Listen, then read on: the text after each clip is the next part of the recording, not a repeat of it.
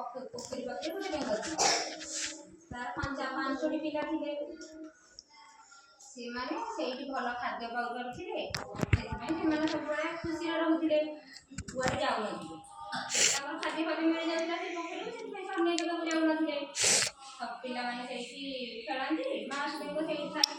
ମା ବେଙ୍ଗଟି ସବୁବେଳେ ଅହଙ୍କାରୀ ଥିଲା କାହିଁକି ନା ତାର ମୋଟାପଣ ବଡ଼ ବେଙ୍ଗଟି ଥିଲା ମୋଟାପଣ ହେଉଥିଲେ ତାର ସବୁବେଳେ ଗର୍ବ ଥିଲା ମୁଁ ସବୁ ଦୁନିଆରେ ମୁଁ ସବୁଠାରୁ ବଡ଼ ପିଲାମାନେ ତାକୁ ଯାହା କହୁଥିଲେ ମା ବେଙ୍ଗ ସାଥି ସାଥି କରିଦେଉଥିଲା ଏମିତିକି କେତେବେଳେ ପିଲାମାନଙ୍କୁ ଭୋକ ହେଉଥିଲା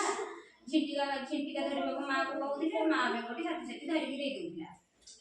ପିଲାମାନେ ସବୁବେଳେ ଭାବୁଥିଲେ ଆମ ମା ସବୁଠାରୁ ବଡ଼ ଦିନେ ପିଲାମାନେ କହିବେ ମାଆକୁ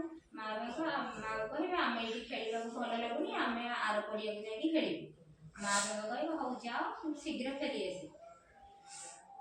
ପିଲାମାନେ ଯିବେ ସେପଟେ ଖେଳିଲା ଆସୁ ଦେଖିବେ କେତେ ଦେଖିନଥିବେ ଅନ୍ୟ ପଶୁପକ୍ଷୀଙ୍କୁ କେବେ ସେମାନେ ଦେଖିନଥିବେ ଗୋଟେ ବେଙ୍ଗ ଡେଇଁକା ଅଲଗା ପାଖକୁ ପଳେଇବ ଗଲା ଆସକୁ ଦେଖିବ ଗୋଟେ ବଳଦଟିକୁ ଦେଖିବ ବଳଦଟି ଦେଖିବ ସିଏ ଦେଖିକି ପୁରା ଆଶ୍ଚର୍ଯ୍ୟ ହେଇଯିବ କାହିଁକିନା ସେ ଛୋଟବେଳେ କୌଣସି ଜୀବଜନ୍ତୁ ଦେଖିନାହାନ୍ତି ଏତେ ବଡ଼ ଯିବ ସେତିକି ବେଳକୁ ବଳଦଟି ହମା କରି ବୋବେଇବ ଛୋଟ ବେଙ୍ଗଟି ଡରିକି ତା ଭାଇ ଭଉଣୀଙ୍କ ମାନଙ୍କ ପାଖକୁ ଡେଇଁକି ପଳେଇ ଆସିବ ଆସିକି ସେମାନଙ୍କୁ କହିବ ଏ ବଡ଼ ରାକ୍ଷସଟେ ବାହାରିଛି ଏମାନେ ସବୁ ଅଲଗା ବେଙ୍ଗ ଗୁଡ଼ାକ ଛୋଟ ଭାଇ ଭଉଣୀମାନେ ସେମାନେ ତାକୁ ବିଶ୍ୱାସ କରିବେନି ତାପରେ ସେମାନେ ସମସ୍ତେ ସାଙ୍ଗ ହେଇକି ଦେଖିବାକୁ ଯିବେ ବଳଦେବୀକୁ ଦେଖିକି ସବୁ ପିଲାମାନେ ଡରିଯିବେ ସେତିକି ବେଳକୁ ବଳଦେବୀ ଆଉ ଥରେ ବୋବେଇବ ହମା ଏ ବେଙ୍ଗମାନେ ସମସ୍ତେ ଭୟରେ ଡେଇଁକି ସିଧା ପଳେଇ ଆସିବେ ମା ପାଖକୁ ମା ବି କହିଲେ ତାର ନମସ୍କାର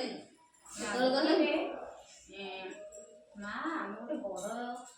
ଜୀବଟେ ଦେଖିଲୁ ତାର ଚାରିଟା ଗୋଡ଼ ବଡ଼ ବଡ଼ ଗୋଟେ ଲାଞ୍ଜ ଅଛି ଆଉ ମୁଣ୍ଡରେ ଦୁଇଟା ଶିଙ୍ଗ ଅଛି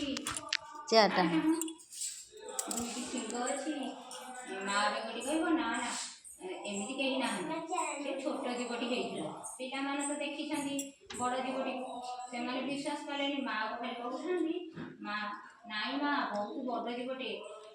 ମା ବେଙ୍ଗ କହିଲା ହଉ ମୁଁ ତମକୁ ମୋ ଅସଲ ରୂପ ଦେଖାଉଛି ତା ପେଟ ଟିକେ ଫୁଲେଇ ଦେଲା କହିଲେ ଏତେ ବଡ଼ ପିଲାମାନେ କହିଲେ ନାଇଁ ମା ଆହୁରି ବଡ଼ ଆଉ ମା ବେଙ୍ଗଟି ଆହୁରି ବଡ଼ ଫୁଲେଇବ ଏତେ ବଡ଼ ପିଲାମାନେ କହିଲେ ନାଇଁ ମା ଆହୁରି ବଡ଼ ସିଏ ଆଉ ଟିକେ ବଡ଼ ଫୁଲେଇ ଦେବ କହିବେ ଏତେ ବଡ଼ ନା ଆହୁରି ବଡ଼ ଫୁଲେଇବ ବେଙ୍ଗଟି ପେଟ ଫାଟିଯିବ ବେଙ୍ଗଟି ମରିଯିବ ତାରି ଗର୍ବ ଅହଙ୍କାର ପାଇଁ ସେ ମଲା କେବେ ଅହଙ୍କାର କିମ୍ବା ଗର୍ବ କରିବ ନାହିଁ ଦୁନିଆରେ ସମସ୍ତେ କେହି ବଡ଼ ନୁହେଁ ତାଠାରୁ ବଡ଼ ବହୁତ ବଡ଼ ବଡ଼ ଅଛନ୍ତି କିନ୍ତୁ ସେ ବେଙ୍ଗଟି କହିଲା ମୁଁ ଦୁନିଆରେ ସବୁଠୁ ବଡ଼ ସେଥିପାଇଁ ଅହଙ୍କାର ପାଇଁ ସେ ମଲା କେବେ ଅହଙ୍କାର କରିବ ନାହିଁ ଜାଣିଲ।